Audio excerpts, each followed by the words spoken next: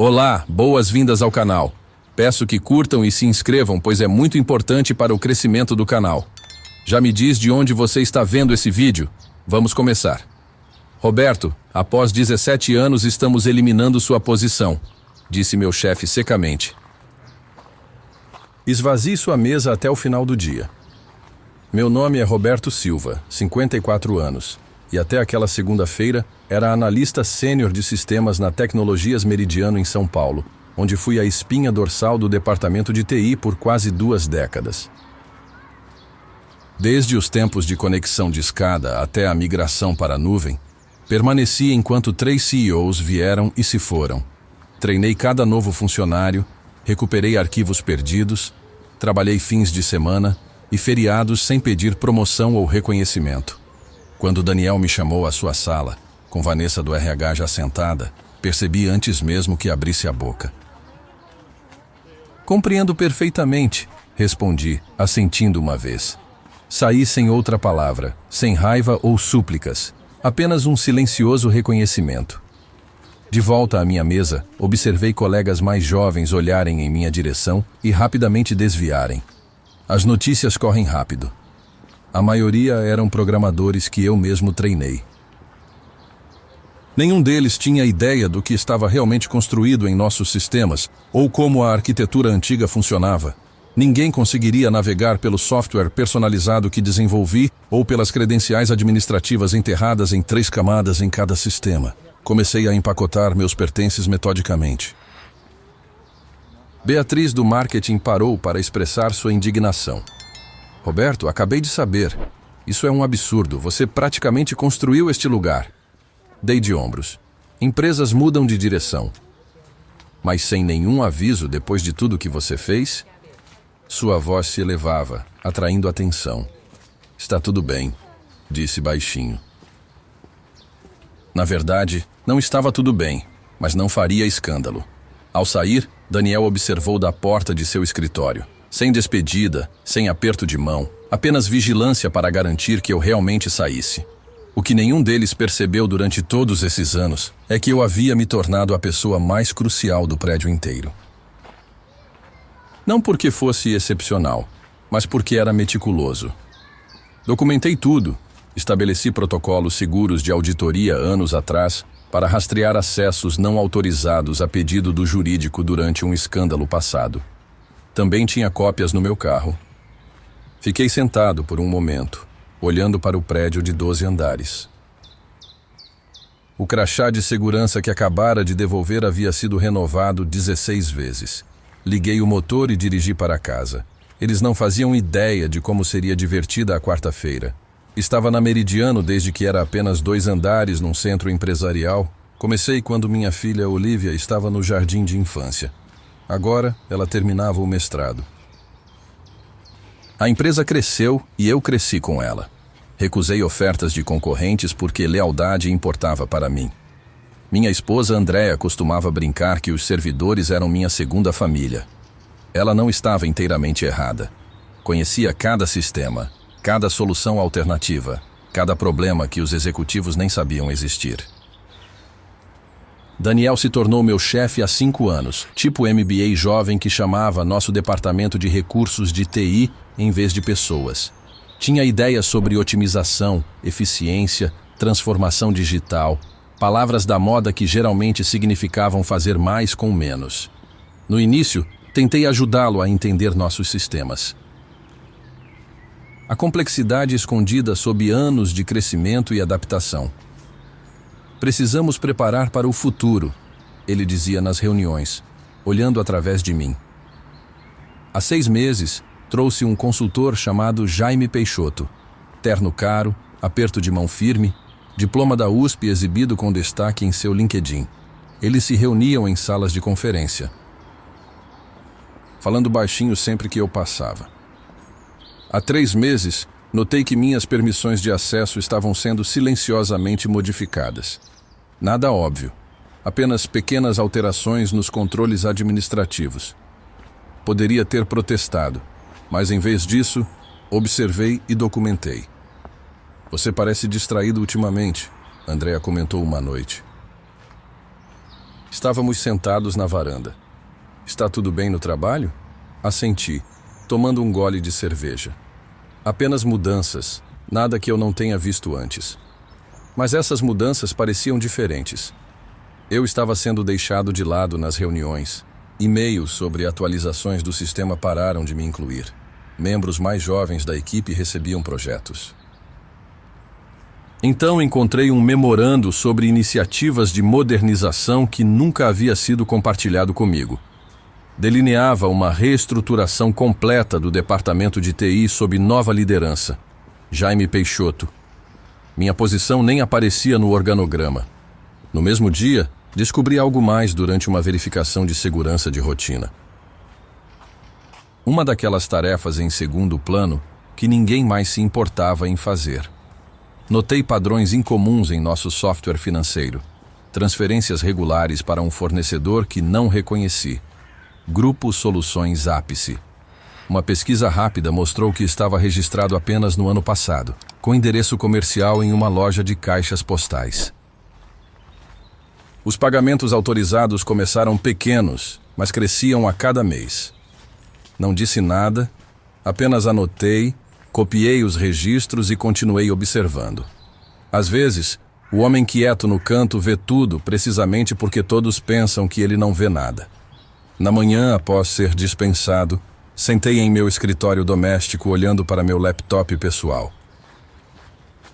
Nenhum alarme havia me acordado, nenhum trajeto aguardava, apenas silêncio e o peso do que acontecera. Andréia me trouxe café, colocando-o ao meu lado sem uma palavra. Após 19 anos de casamento, ela sabia quando eu precisava de espaço. Vou ao mercado, disse eventualmente. Precisa de algo? Balancei a cabeça negativamente. Depois que ela saiu, destrancei a gaveta inferior da minha mesa e peguei um pendrive, um dos vários que mantinha seguros. As políticas da empresa proibiam estritamente remover dados, mas anos atrás, quando o jurídico precisou de um sistema de auditoria para rastrear potenciais ameaças internas, foi claro sobre a necessidade de backups externos. Eles aprovaram, depois prontamente esqueceram. Conectei o pendrive e comecei a revisar os arquivos, e-mails internos, atas de reuniões que eu não deveria ter acesso, registros financeiros que funcionários normais nunca veriam. Lá estava, um histórico completo de pagamentos ao Grupo Soluções Ápice, quase 9 milhões de reais em 18 meses. A cadeia de aprovação levava diretamente ao nosso CFO, Bruno Vieira. Investiguei mais, cruzando datas e valores até que o padrão emergiu. Os pagamentos estavam perfeitamente alinhados com uma série de renovações de licenças de software para sistemas que usávamos em toda a empresa, mas os valores estavam inflados, às vezes em 15%, às vezes em 20%. Pequenos o suficiente para não levantar alarmes imediatos, grandes o suficiente para somar. Verifiquei o registro comercial do Grupo Soluções Ápice. O proprietário listado era Tiago Vieira. Uma rápida pesquisa nas redes sociais confirmou o que suspeitava. Cunhado de Bruno. Eles estavam desviando fundos da empresa através de cobranças falsas. Recostei-me na cadeira, sentindo algo mudar dentro de mim. Não exatamente raiva, algo mais frio, mais focado.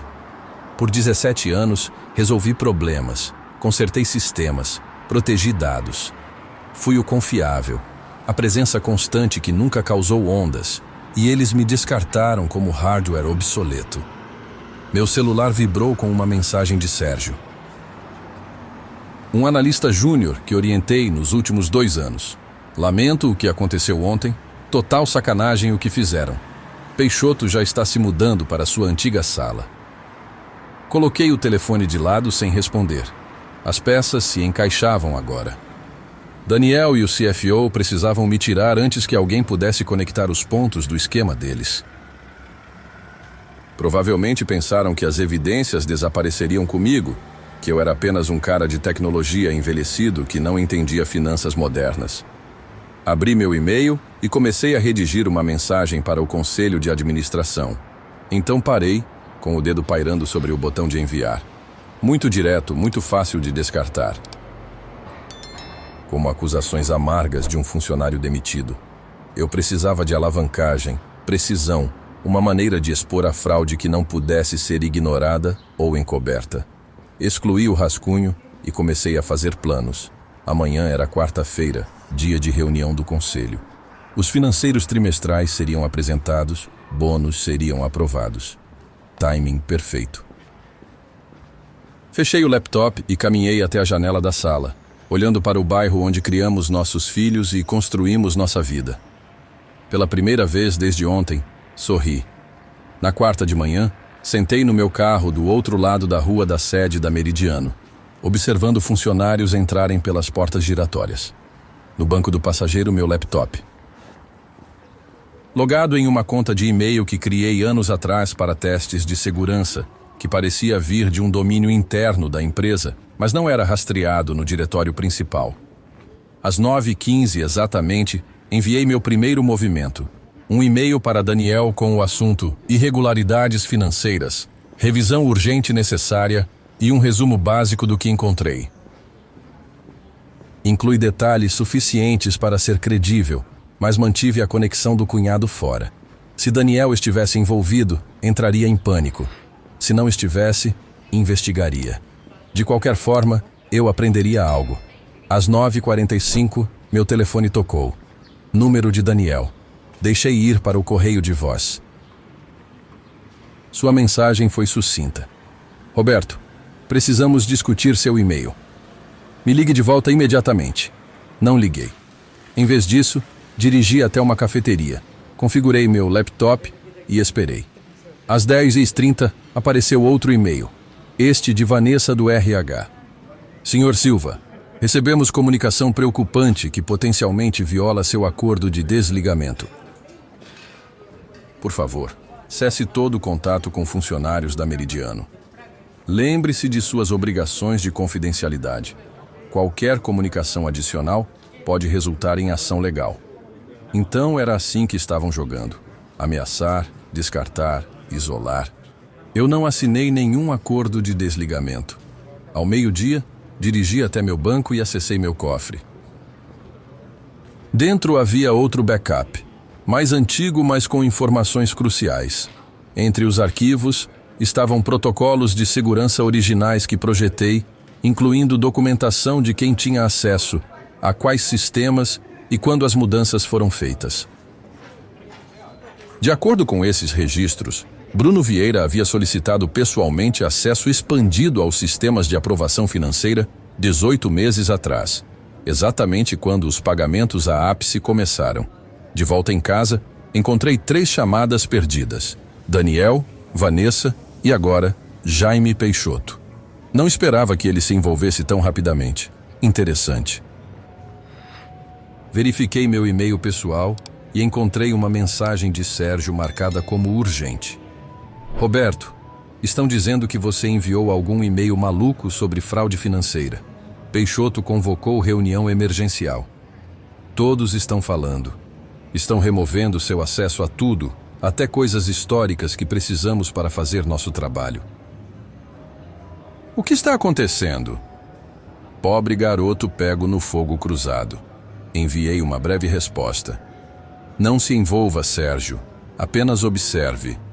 Às 15 horas, meu telefone fixo tocou. Um número que eu não usava para negócios há anos. Atendi, mas não disse nada. Roberto, é Bruno Vieira.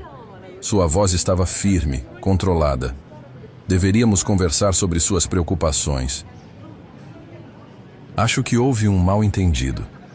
É assim que você chama isso? Perguntei.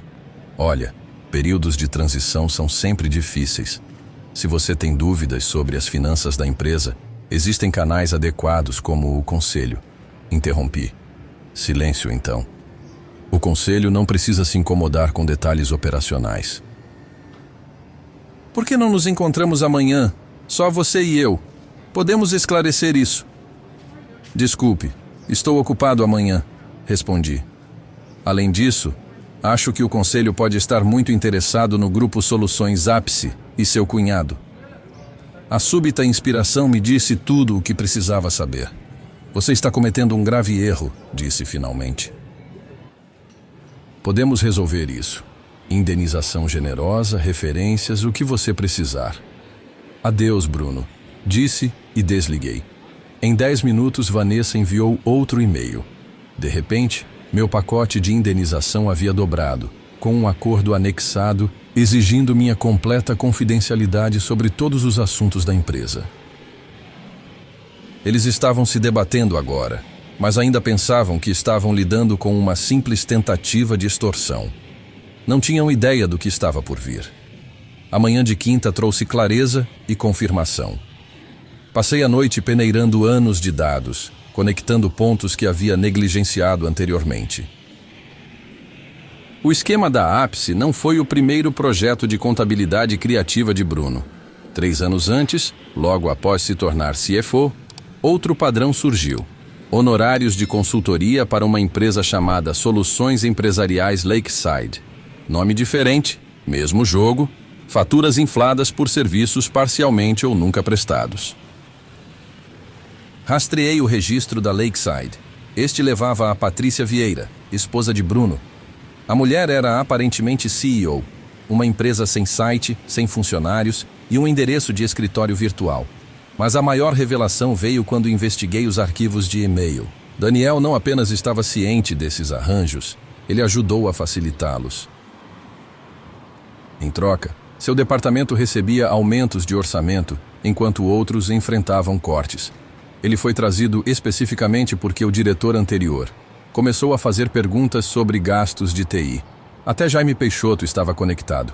Sua empresa de consultoria havia sido contratada através de um processo incomum que ignorou os canais normais de aquisição. Seu papel real não era modernizar a TI, era eliminar a única pessoa que poderia notar os padrões financeiros: eu. O esquema era elegante em sua simplicidade. Criar fornecedores aparentemente legítimos, aprovar pagamentos inflados e dividir a diferença.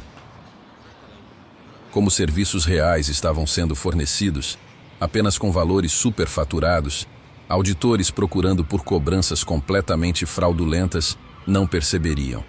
Em 3 anos, desviaram quase 21 milhões de reais. Reuni tudo em um relatório abrangente.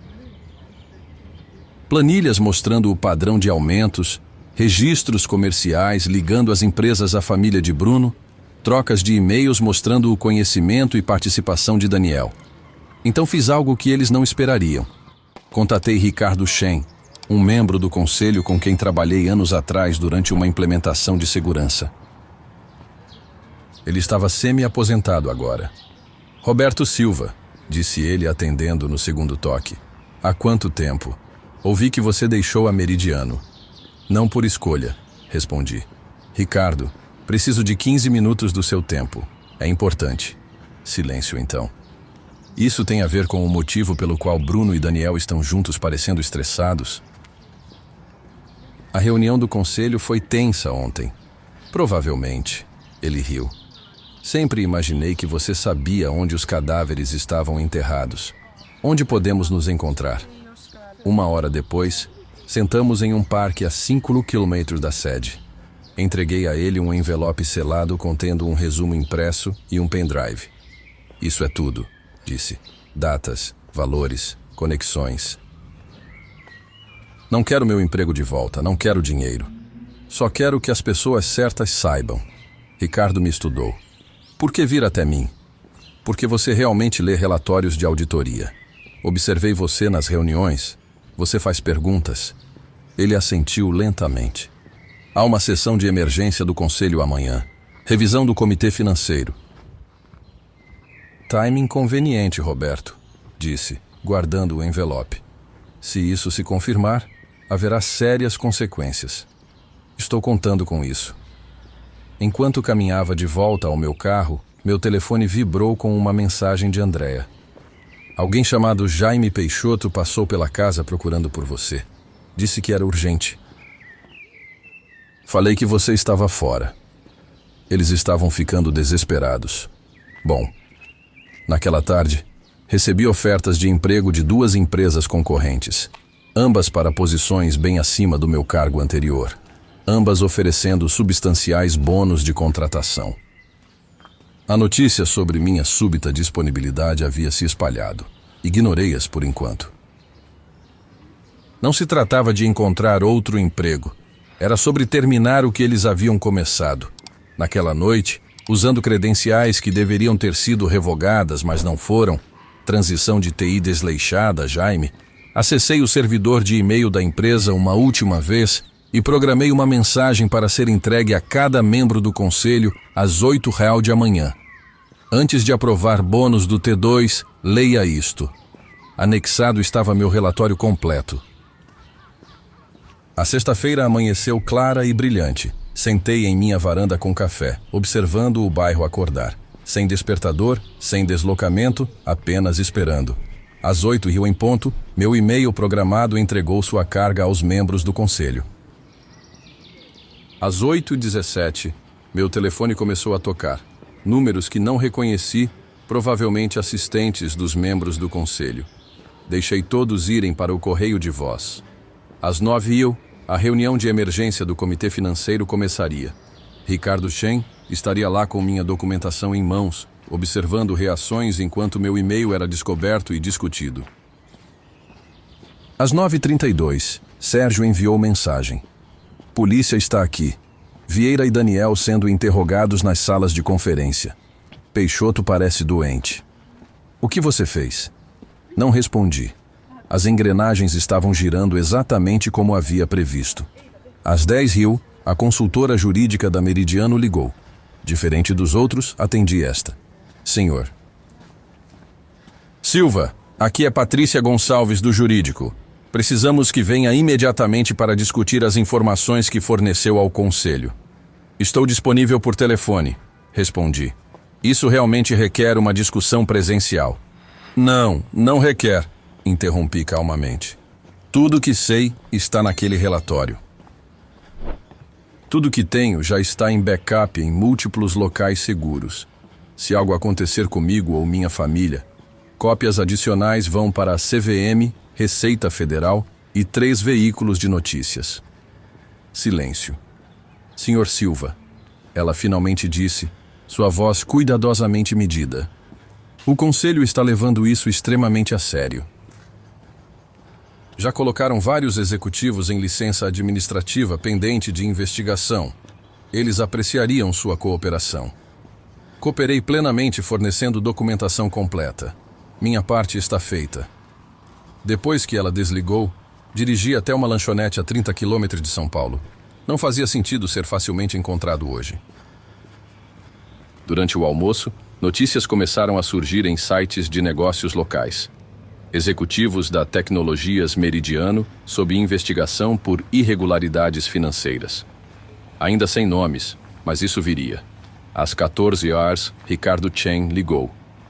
É um banho de sangue, disse sem preâmbulo. Bruno confessou quando confrontado com suas evidências tentando fazer um acordo, culpando Daniel por pressioná-lo. Daniel está negando tudo e Peixoto alega que era apenas um consultor sem conhecimento de assuntos financeiros. O Conselho não está acreditando. Suspendemos os 3 pendentes de investigação adicional. O dinheiro. Contadores forenses chegam segunda. Estimativas iniciais sugerem pelo menos 22 milhões de dólares desviados em 3 anos, talvez mais. Assenti para mim mesmo. Estive perto. O Conselho quer falar com você, continuou Ricardo. Sobre voltar, não apenas para sua antiga posição. Estão criando um novo cargo de diretor de segurança da informação, reportando diretamente ao Conselho. Eu havia antecipado essa possibilidade, mas ainda me surpreendi. Vou pensar sobre isso, disse. Naquela noite, contei tudo para Andréa. Ela ouviu sem interromper, então perguntou. O que você quer fazer? Boa pergunta. A parte da vingança estava completa. As pessoas que me empurraram para fora estavam sendo expulsas, provavelmente enfrentando acusações criminais. Justiça havia sido servida, fria e precisa. Mas retornar a Meridiano significava voltar ao lugar que me descartou após 17 anos de serviço. Poderia fazer isso? Queria? Preciso de tempo para decidir, disse finalmente. Mais tarde naquela noite, abri meu laptop uma última vez e postei uma única mensagem. Em meu perfil LinkedIn, de outra forma inativo. Nunca queime pontes. Apenas deixe-as desabar sob o peso da própria ganância. Em minutos, ex-colegas começaram a entrar em contato. A notícia estava se espalhando. O cara quieto de sistemas havia derrubado 3 executivos sem elevar a voz. Na segunda-feira, todos saberiam exatamente quem haviam subestimado. Segunda de manhã, entrei no prédio da Meridiano, vestindo um terno que não precisei usar por anos. O segurança fez um olhar duplo. Então rapidamente imprimiu um crachá de visitante. Bem-vindo de volta, senhor. Silva, disse com respeito recém-descoberto. A viagem de elevador até o andar executivo foi silenciosa. Nunca tive motivo para visitar este nível antes. Agora era esperado na sala do conselho. 10 membros do conselho sentados ao redor de uma mesa polida. Ricardo Chen assentiu levemente quando entrei. A CEO interina, anteriormente CEO, parecia desconfortável. Senhor Silva, ela começou. Obrigada por vir. A situação que trouxe à luz é sem precedentes. Permaneci em silêncio. A extensão completa da fraude parece pior do que inicialmente relatado. Continuou. A equipe forense identificou quase 26 milhões de dólares em fundos desviados. Acusações criminais estão sendo preparadas. Ainda esperei. Ricardo limpou a garganta. Roberto, o conselho votou unanimemente para criar uma nova posição executiva. Diretor de Segurança da Informação. Privilégios executivos completos. Estrutura de relatórios diretamente ao conselho. Gostaríamos de oferecer a você o cargo. Coloquei minha pasta na mesa. Dentro você encontrará minhas condições, disse. Não negociáveis. A CEO abriu, examinando rapidamente. Suas sobrancelhas se ergueram. Autoridade de auditoria completa. Orçamento independente. Poder de veto sobre decisões financeiras de tecnologia. Assenti uma vez. Isso é incomum, disse ela. Tão incomum quanto desviar 26 milhões, respondi. Isso aconteceu porque ninguém estava observando. Agora alguém estará. A sala caiu em silêncio. Vocês têm até meio-dia, disse levantando-me. Tenho outras ofertas. Ao virar para sair, Ricardo perguntou. Você planejou tudo isso desde o início, Roberto? Pausei na porta. Não planejei ser demitido após 17 anos. Tudo depois disso foi apenas eu fazendo o que sempre fiz, identificando vulnerabilidades do sistema e implementando medidas de segurança apropriadas. Às 11h47 ligaram. Haviam aceitado todas as condições. 6 meses depois, sentei em meu novo escritório de canto, revisando protocolos de segurança para o próximo trimestre. A vista dava para o horizonte de São Paulo, um lembrete diário de quanto havia mudado. Bruno Vieira havia se declarado culpado de múltiplas acusações de fraude em troca de cooperação. Receberia uma sentença reduzida, ainda significativa. Daniel estava lutando contra as acusações, insistindo que desconhecia o esquema, apesar das evidências. Jaime Peixoto havia fugido para o Paraguai, mas estava sendo extraditado. O dinheiro foi recuperado, a maior parte, pelo menos, o suficiente para que a empresa evitasse danos financeiros sérios. Minha antiga equipe agora se reportava a mim. Embora eu tivesse promovido Sérgio para dirigir operações do dia a dia, o garoto tinha potencial, só precisava que alguém o visse. Uma batida na porta chamou minha atenção. Andréa estava lá, sorrindo. Pronto para o almoço? Perguntou. Assenti, pegando meu paletó. Enquanto caminhávamos pelo departamento de TI, conversas silenciaram brevemente. Não por medo, mas por respeito. Essas pessoas sabiam o que havia acontecido. Sabiam que eu poderia ter destruído a empresa em vez de salvá-la. No elevador, Andréa apertou minha mão. Feliz? Considerei a pergunta. A raiva que me impulsionou naqueles primeiros dias após ser demitido havia desaparecido. O que restava não era exatamente felicidade, mas como satisfação, conclusão. Estou bem, disse. Lá fora, o sol de outubro aquecia nossos rostos, enquanto caminhávamos para um restaurante próximo. Meu telefone vibrou com uma mensagem de Ricardo Shen. Conselho aprovou seu aumento de orçamento de segurança. Votação unânime. Sorri levemente. Sem argumentos, sem questões, apenas confiança. Andréa notou minha expressão. O que foi? Nada, disse deslizando o telefone de volta ao bolso. Apenas pensando sobre pontes.